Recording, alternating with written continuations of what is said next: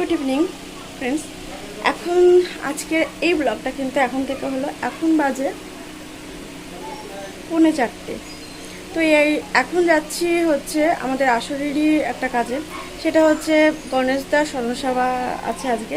তো স্মরণসভাতেই আজকে আমি যাচ্ছি, শুধু আমি না, আমি যাচ্ছি, আমার বর যাচ্ছে, আর দুটো বাচ্চা যাচ্ছে, মানে আমার ছেলে আরও একটা বাচ্চা। তো বলেছিল অনেকগুলো বাচ্চাকে নিয়ে যেতে, তো বাইকে যাচ্ছি, তাই চারজনা মিলে চলে যাচ্ছি, এই আর কি।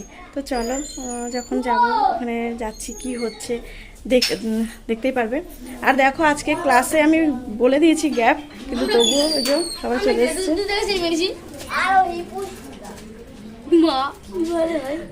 কি বললো রে?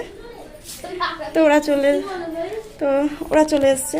আর এই যে শুভম যাচ্ছে, এই যে শুভম আর আমার ছেলে আর আমরা দুজন, তো এই চারজন মিলেই যাচ্ছি। তো চলো, দেখা হবে আবার, চলো।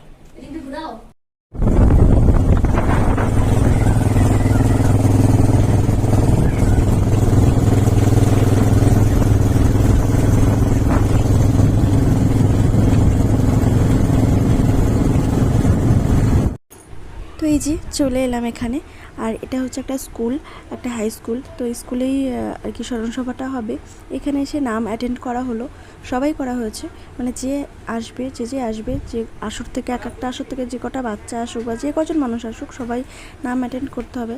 আর বুকে যে দেখতে পাচ্ছ যে একটা করে ব্যাচ দিয়েছে সবাইকে, এরকম একটা করে ব্যাচ এবং একটা করে বই দেওয়া হয়েছে। ওই যে হাতে দেখতে পাচ্ছ এই দাদাটার, তো আমাদেরকেও দেওয়া হচ্ছে, মানে প্রত্যেক আসরে একটা করে আর কি এই জিনিসটা দেওয়া হয়েছে, মানে তাকে স্মরণ করে আর কি এই জিনিসটা করানো হয়েছে, আর এটাই হয়ে থাকে। তো এরপরে দেখো একটুখানি দেখিয়ে দিই তোমাদেরকেও, এই যে এটা করানো হয়েছিল দাদার স্মরণের উদ্দেশ্যে, তো ওটাই ছিল। আর এখানে দেখো আমি বসেছিলাম একটু মানে চাটা দেওয়ার জন্য। তো আমি একা না, একটা দিদি ছিল পাশে, আরও একটা ভাই ছিল, মানে সবাই মিলে এখানে একটু বসে গল্প গুজব হচ্ছিল। আর যারা গেস্টরা ছিল, মানে আমাদের তো এটা উত্তর নদী অঞ্চল, তো তার বাইরে যারা এসেছিলো তাদের জন্য, বা আমাদের মানে এই আমরা ধরো এখানে বসে আছি যে সবাইকে একটুখানি আপ্যায়ন করবো, চা একটু বিস্কুট এটা দেওয়ার জন্য, তো সেটাই আর কি একটুখানি বসেছিলাম এই জায়গাটাতে। আর দাদার একটা গান হচ্ছিল, তো এই গানটা তোমাদেরকে অবশ্যই আমি মানে শুনতেই পারছো যে এই গানটা দেওয়া হয়েছিল একটা কারণ, যে দাদার কিন্তু এটা নিজের লেখা গান আর নিজের সুর। তোমার মুখের সর্ববাক আর কণ্ঠ ভরা গান, বাঁশি সুরে হাজার হাজার শিশু কিশোরীর জন্য রেখে গেলে ছড়ার থালি আর নৃত্যের ডালি। মানুষ মানুষের জন্য, এই কথাটিকে তুমি হৃদয়ে দিয়ে সকলকে বুঝিয়ে দিয়ে চলে গেলে।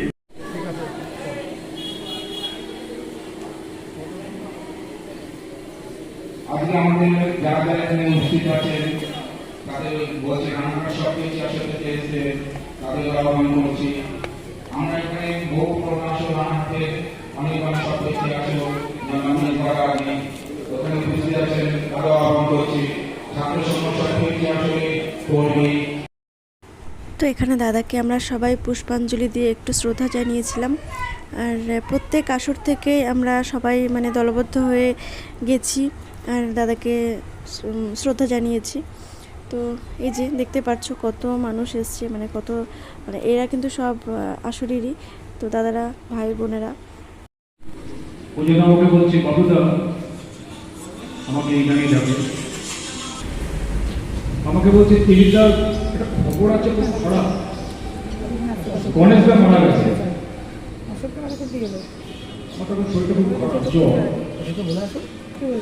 কদিন আগে আমরা এক্সিকিউটিভ মিটিং এ আলোচনা করছিলাম, গণেশদা মানে আমাদের গণেশ এক্সিকিউটিভ যিনি ছিলেন, তার বয়স নিয়ে আলোচনা হচ্ছিল যে 100-তে আর কদিন পরে পা দেবে, 98-99। আমি দেবাশিসকে বললাম যে ও গণেশদা মারা গেছে,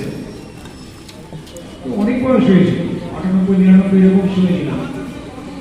ও অবাক হয়ে আমাকে বলছে না না এত বয়স তো না। হ্যাঁ এটা একটু শুনেছিলাম। কোন গণেশ দেব?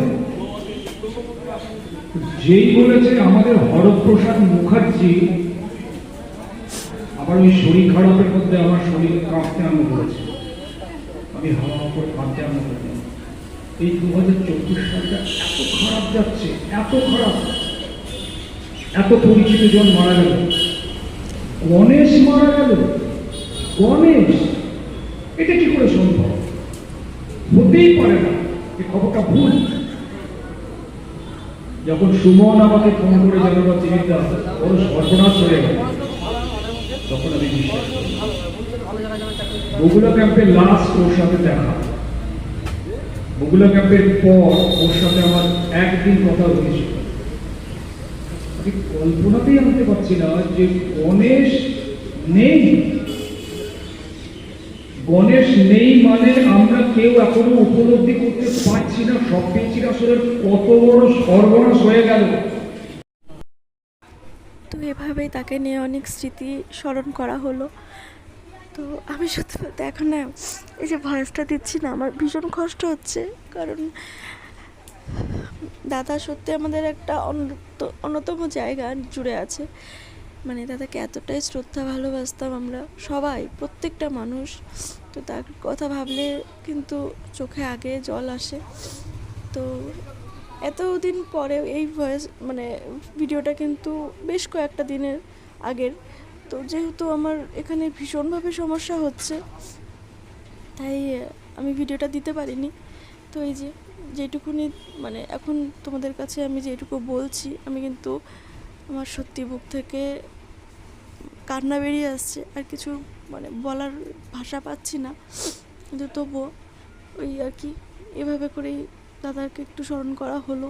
তারপর সবাই বাড়িতে ফিরে গেছি। আর এই যে যাকে যাকে মানে যারা যারা আর কি দিয়েছিল অঞ্জলি, পুষ্পাঞ্জলি, তাদের সবার ছবি তোলা হয়েছিল।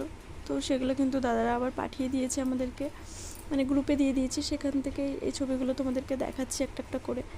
তো যাই হোক, এরকমই চলছে। তো আজকে তো এরকমভাবেই দিনটা কেটেছিল। আর সত্যি বলতে যতক্ষণ টাইম ওখানে বসেছিলাম শুধু কেঁদে গেছি, শুধু কেঁদে গেছি।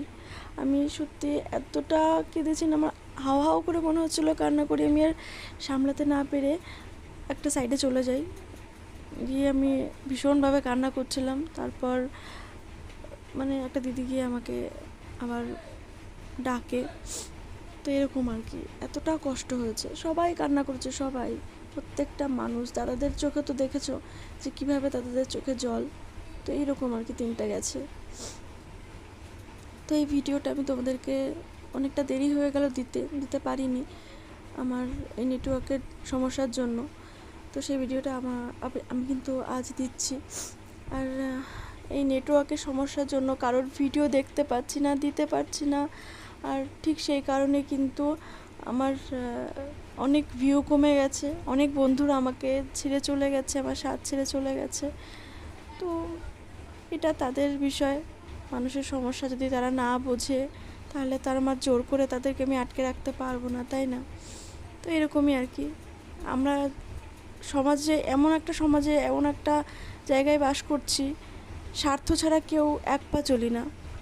যদি আমার ভিডিও কেউ দেখে তাহলেই আমি দেখি, তা না হলে কিন্তু আমরা দেখি না, তাকে সাপোর্ট করি না। তবে বলবো অনেক দিদিভাইরা আছে, অনেক দাদারা আছে যারা এখনও আমার সাথ কিন্তু ছাড়েননি। স্বার্থ ছাড়া এখনও কিন্তু আমাদের মানুষ পাশে থাকে। আর স্বার্থ নিয়ে কিছু মানুষ থাকে, যেমন আজ আমি কয়েকজনের নাম বলবো, যাদের নাম না বললেই নয়। প্রথমেই বলবো তানুমানু ব্লগ থেকে এই দিদিভাই এবং দাদা, এরা দুজনাই কিন্তু ব্লগটা ফার্স্ট কিন্তু ওরাই। তো তাদেরকে ধন্যবাদ জানিয়ে কিন্তু আমি ছোট করব না। সত্যি স্বার্থ ছাড়া কিন্তু আছে কিছু মানুষ।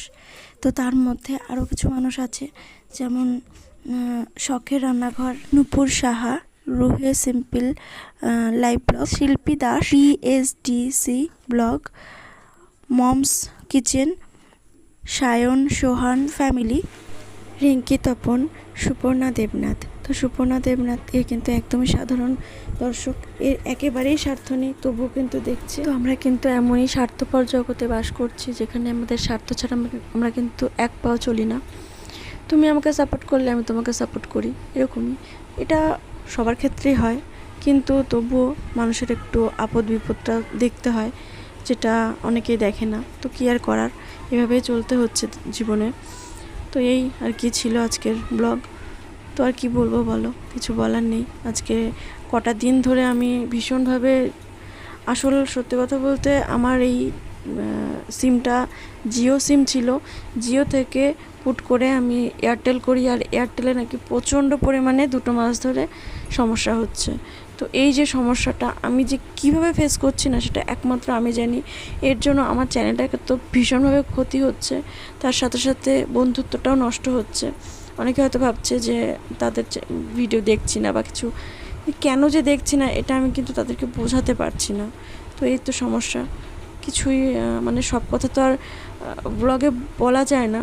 তো তবুও যেটুকু পারলাম আমি আমার মতো করে বোঝানোর চেষ্টা করলাম, বলার চেষ্টা করলাম। যদি মনে হয় আমার পাশে তোমরা থাকবে, থেকো। আর যদি মনে হয় যে না, থাকবে না, সেখানে আমার জোর করাটাও সাজে না। তো আর কি বলবো। তো যাই হোক, আজকের মতো এই অবধি। দেখা হবে নতুন কোনো দিন নতুন কোনো ব্লগের সাথে। ততক্ষণ সবাই সুস্থ থেকো, ভালো থেকো, এই শুভকামনা জানিয়ে কিন্তু আজকের মতো আমি নূপুর বিদায় নিচ্ছি তোমাদের সবার কাছ থেকে। চলো টাটা, বাই বাই।